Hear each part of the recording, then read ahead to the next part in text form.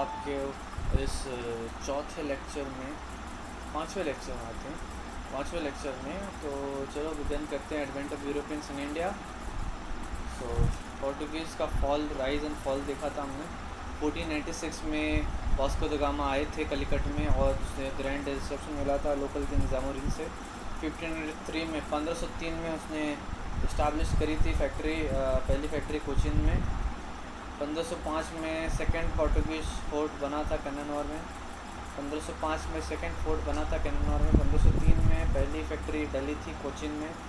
1505 में second Portuguese fort बना था कन्नौर में।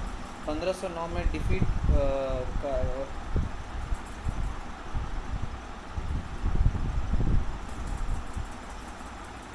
गुजरात, इजिप्ट, जामोरिन, ये तीनों की कंबाइंड आर्मी को क्रश कर दिया था पोर्टुगीज़ गवर्नर अल्मीडा ने 1509 में।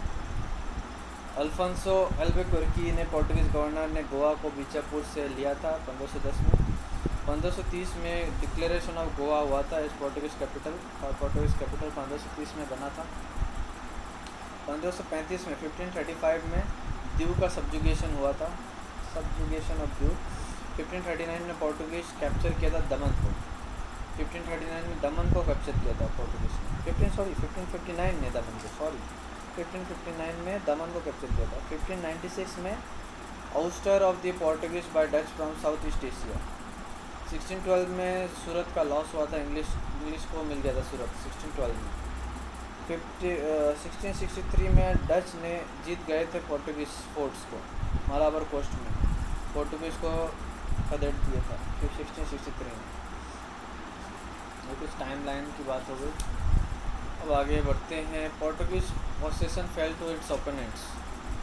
One by one Portuguese possession fell to its opponents. Goa, which retained with Portuguese, had lost its importance as a port from the fall of Vijayanagara Empire, and so it did not matter in whose possession it was. Goa का importance ख़त्म हो गया Vijayanagar empire के गिरने की वजह से।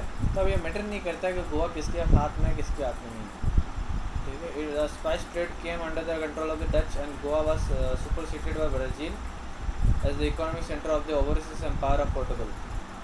इन 1683 the two naval assaults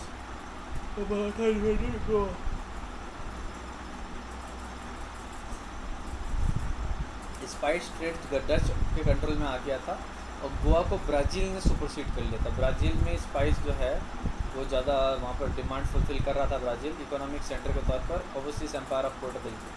1683 में 2 नेवल असॉल्ट्स हुए थे, मराठा ने गोवा को इन्वेड कर दिया था।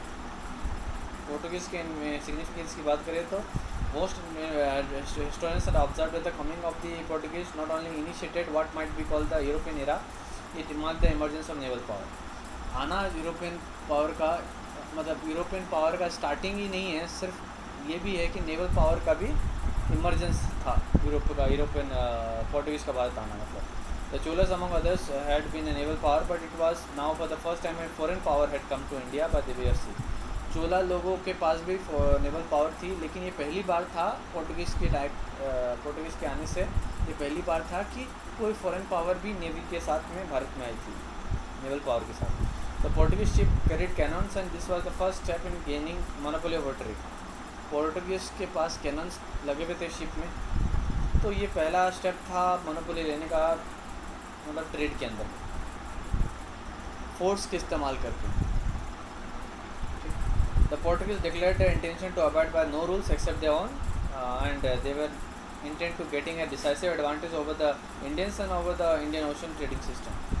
तो पोर्टुगीज़ यही डिक्लेयर कर दिया था कि वो किसी का रूल्स नहीं मानेगा, मोनोपोली करेगा, अपना खुद का रूल्स मानेगा, डिसाइसिव एडवांटेज लेगा इंडियंस के ऊपर और इंडियन ओशन के ट्रेडिंग सिस्टम के ऊपर। इंडियन ओशन का ट्रेडिंग सिस्टम मतलब आप बताया ना, एडेन, हॉर्मुज़, मलक्का, मालाबार पे भी कब्ज़ा, ओमान पे कब्ज़ा, कितने कितने जगह पे, रेड सी पे जब पे कब्ज़ा, अफ्रीका पे कब्ज़ा, बहुत जगह पे कब्ज़ा था ना इनका, तो पूरे इंडियन ओशन ट्रेडिंग सिस्टम पे कब्ज़ा था। तो मालाबार में in the 16th century, in Malabar the 16th century, the Portuguese showed military innovation in their use of body armor, matchlock men, guns landed from the ships। तो मालाबार में 16th century में Portuguese ने military innovation दिखाई थी, body armour उस तरह का बना के, मैच लॉक मैन बना के, गन्स जो है वो शिप में लगा के पोर्टुगीज़ ने कंट्रीब्यूट किया। फील्ड गन्स और आर्टिलरी मुगल्स भी इस्तेमाल करने लगे हैं पोर्टुगीज़ को देख के। तो ये एक कंट्रीब्यूशन ही है पोर्टुगीज़ का। पोर्टुगीज़ ने कंट्रीब्यूट किया by the example to the Mughal use of field guns and artillery of the stirrup. However, important military contribution made by Portuguese on shore was the system of drilling groups of infantry on the Spanish model introduced in the 1630s as a counter to Dutch pressure. Dutch के pressure में को counter करते हुए 1630s में ये जो आपके Portuguese थे इन्होंने किसके मॉडल पर, स्पेनिश मॉडल पर ड्रिलिंग ग्रुप ऑफ इन्फेंट्री को सिस्टम को इंट्रोड्यूस किया था। ड्रिल करना इन्फेंट्री को सब इंट्रोड्यूस किया था। तो प्रैक्टिस जो है सबसे पहले फ्रेंच ने अडॉप्ट किया। तो practice was first adopted by the French and English and later taken up by the Maratha Sikh and the other and such armies of sipahi become new tool of empire in India. तो practice बाद में सबसे पहले French लिया, एक English लिया, बाद में मराठा और सिख ले लिया। तो ये जो आर्मी है सिपाही का वो एम्पायर का टूल बन गया इस तरह का, ड्रिल करने वाला आर्मी, इन्फेंट्री वाला, बॉडी आर्मर वाला। तो Portuguese was master of improved technique of sea. समुद्र का जो इम्प्रूव टेक्निक का मास्टर पोर्टुगीज था। So their multi decked ships were heavily constructed designed as they were to ride over Atlantic gales rather than run before the regular monsoon. This permitted them to carry a heavier armament. जो multi deck ship होते थे उनका heavily उनको construct करते थे। Ship building में भी उनका मोनोपोली था। तो हैवी मल्टी डेक्ड शिप था, वो इतना हैवी बनाते थे इतना तरीके से वो अटलांटिक गेल्स तक राइड आउट कर सके। सिर्फ मानसून सीजन तक नहीं करना है इन लोगों को, अटलांटिक गेल्स तक इन लोग राइड कर सकते थे।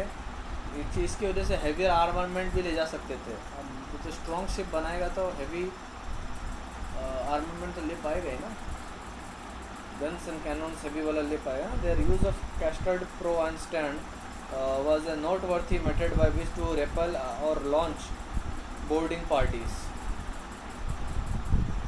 Indian builders adapted both in their own use. However, the Portuguese skill at organization, as in the creation of royal arsenals and dockyard and the maintenance of a regular system of pilots and making and picking state forces against private merchant shipping, was even more noteworthy.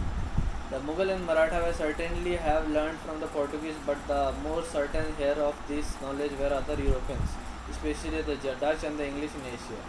हाँ, ये बात सही है कि मुग़ल और मराठा ने सीखा है पोर्टुगीज़ के, लेकिन जो सीखने में अगर जो क्या बोलते हैं उसको हेयर बोलते हैं, रिप्रेजेंटेटिव है, लीगल हेयर जो है सीखने का इन लोगों का पोर्टुगीज़ का, वो यूरोपियंस को ही माना जाएगा, डच और इंग्लिश को। वो अच्छा से सीखा है, अच्छे से इम्प्लीमेंट किया मैंने।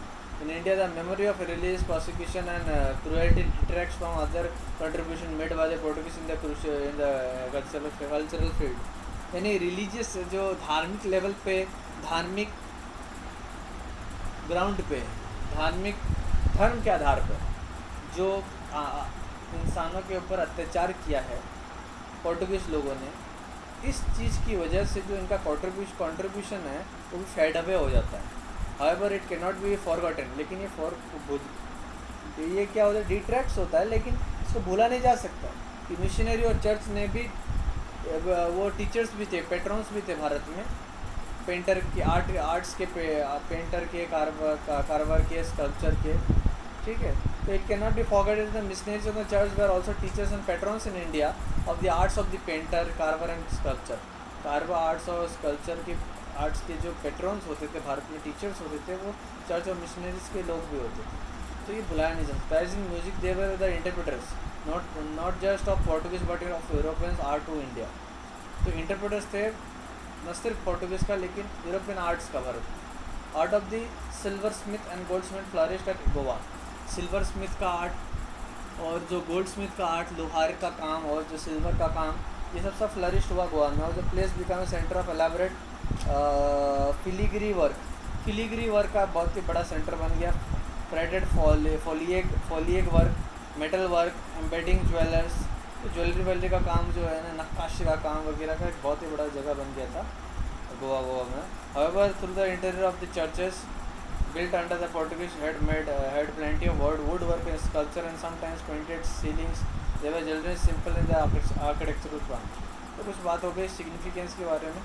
Thank you so much. ये शॉर्ट वीडियो रख रहा हूँ, अगर लाइक शेयर सब्सक्राइब करना तो कर दो, क्योंकि सीरीज़ आ रही है, आप लोगों को बहुत ही हेल्पफुल होगा ये लेक्चर्स, बहुत ज़्यादा, मतलब जो एस्पिरेंट्स है उसके लिए ये तो एक बहुत बड़ा वरदान की तरह होगा।